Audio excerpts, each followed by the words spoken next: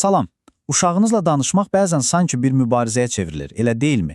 Əgər belədirsə, tam doğru ünvandasınız. Bugün biz Yulia Gippenreiter'in klassik kitabından nəsillər boyu valideynlərə yol göstərən o dəyərli dərslərə başvuracaq. Gəlin birlikdə baxaq görək. Bu sadə prinsiplər ailənizdəki ünsiyyəti necə kökündən dəyişə bilər? Gəlin söhbətə biraz səmimiyyətlə başlayaq. Yəqin çoxumuza tanış bir hissdir. Evimiz o isti, rahat yuva olmaq əvəzinə bəzən sanki bir döyüş meydanına dönür. Səhər geyimlərlə bağlı mübahisələr, axşam dərslərlə bağlı narazılıqlar. Bu həqiqətən də həm valideyni, həm də uşağı yoran bir vəziyyətdir. Bax, bu cümlə bugün danışdığımız problemin elə bil ki, tam ürəyidir. Valideynin ən yaxşı niyyəti ilə etdiyi bir şeyin uşağın dünyasında necə tamamilə fərqli bir məna kəsb etdiyini göstərir. Aradakı o dərin uçurumu, o anlaşılmazlığı mükəmməl ifadə edir. Bu münaqişə hissi əslində çox fundamental bir yerdən başlayır. Valideyn deyir ki, mən sənin yaxşılığını istəyirəm, amma uşaq bunu çox vaxt belə eşidir. Sən olduğun kimi yetərli deyilsən. Nəticədə isə hər iki tərəf özünü tənha, incimiş və anlaşılmamış hiss edir. Yaxşı, bəs bu qapalı dairədən necə çıxmaq olar? Kitab bizə çox sadə, amma inanılmaz dərəcədə güclü bir bənzətmə təklif edir.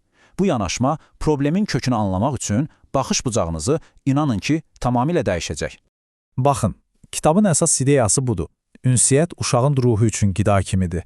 Necə ki, keyfiyyətli qida bədəni gücləndirir, sağlam və səmimi ünsiyyət də uşağın psixoloji inkişafını təmin edir, onu gücləndirir və əksinə, daimi tənqid, qışqırıq, anlaşılmazlıq, bütün bunlar yavaş-yavaş təsir edən bir zəhər kimi uşağın özünə inamını və emosional sağlamlığını məhv edir.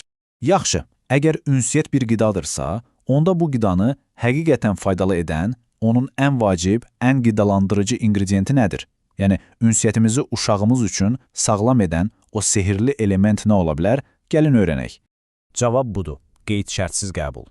Və bu sadəcə bir texnika deyil, bu bir fəlsəfədir. Bütün digər ünsiyyət bacarıqlarının üzərində qurulduğu bir təməldir. Əgər bu prinsipi dərindən anlasaq, ailədəki bütün dinamikanı dəyişə bilərik. Gəlin bu iki yanaşma arasındakı o dərin fərqə baxaq. Sol tərəfdəki şərtli sevgi uşağa sanki belə deyir: sən ancaq mənim şərtlərimə uyğun olanda dəyərlisən. Bu, uşaq üçün daimi bir stres mənbəyidir. Sağ tərəfdəki qeyd şərtsiz qəbul isə tamamilə fərqli bir mesaj verir. Sənin dəyərin qiymətlərindən, davranışından asılı deyil.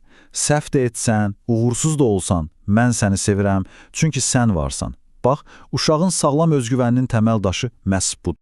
Yaxşı, bəs bu qeyd şərtsiz qəbulu praktikada necə göstərə bilərik? Əslində, çox sadə şeylərlə. Məsələn, uşaq məktəbdən gələndə onu qaş-qabaqla yox, səmimi bir təbəssümlə qarşılamaqla və ya gün ərzində heç bir səbəb olmadan gedib onu qucaqlamaqla. Bu kiçik fiziki təmaslar, inanın ki, bəzən yüzlərlə sözdən daha güclü şəkildə səni görməyimə şadam və sən mənim üçün dəyərlisən mesajını ötürür. Yaxşı, bəs bu o deməkdirmi ki, uşağın hər hərəkətinə göz yummalıyıq? Əlbəttə ki, yox. Əsəbləşə bilərik, narazı ola bilərik, amma vacib olan narazılığımızı necə ifadə etməyimizdir. Sən tənbəlsən demək başqa şeydir, otağının dağınıq olması məni məyus edir demək başqa. Birincisi şəxsiyyətə hücumdur, ikincisi isə konkret bir hərəkətə reaksiyadır. Davranışı tənqid edin, amma uşağın özünü dəyərsiz hiss etməsinə imkan verməyin. Bu qeyd şərtsiz qəbul prinsipi bəzən bizim ən yaxşı niyyətlərimizlə toqquşur. İndi gəlin bir çox valideynin hətta fərqində olmadan düşdüyü bir tələyə baxaq, kömək etmək istəyərkən əslində necə zərər verdiyimiz anlar. Gəlin kitabdan bir səhnəni təsəvvür edək. Bir oğlan uşağı öz ad günündədir, əhvalı əladır və özü bildiyi kimi böyük bir həvəslə rəqs edir. O tamamilə prosesin içindədir və bundan zövq alır. Və tam bu anda anası yaxşı niyyətlə ona yaxınlaşıb deyir: "Ay bala, hərəkətlərin biraz yöndəmsiz çıxır, gəl sənə daha düzgününü göstərim." Nəticə, oğlanın bütün sevinci bir anda yox olur.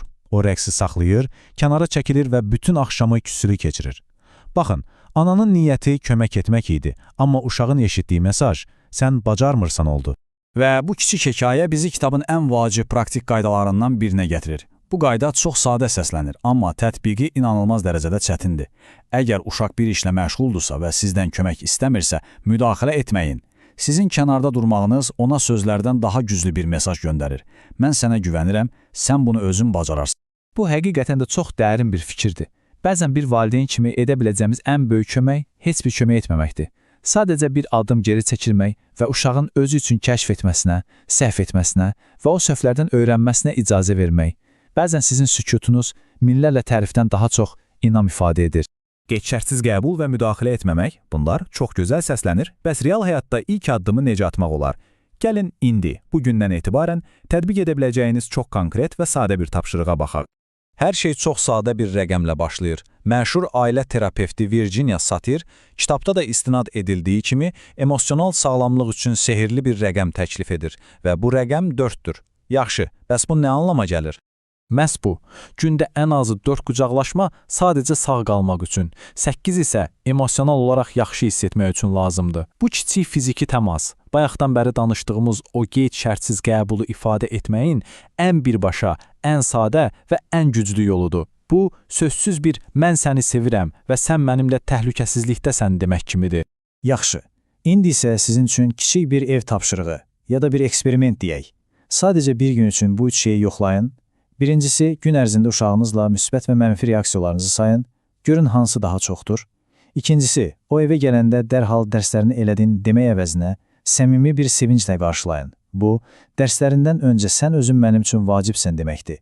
Və üçüncüsü, səhər və axşamdan əlavə gün ərzində ən azı 4 dəfə onu qucaqlayın. Bu kiçik dəyişikliklərin evinizdəki atmosferin necə dərhal dəyişəcəyini özünüz də təəccüblənəcəksiniz. Və sonda, sizi bu sualla baş-başa buraxmaq istəyirəm. Bəlkə də ən güclü valideynlik aləti yeni bir şey etmək deyil, bəzi şeyləri etməyi sadəcə dayandırmaqdır. Bəlkə də ən böyük sevgi və dəstək məhz lüzumsuz müdaxiləni, daimi tənqidi dayandırmaq və sadəcə uşağımızın özü olmasına icazə verməkdir. Bu haqda düşünməyə məncə həqiqətən dəyər.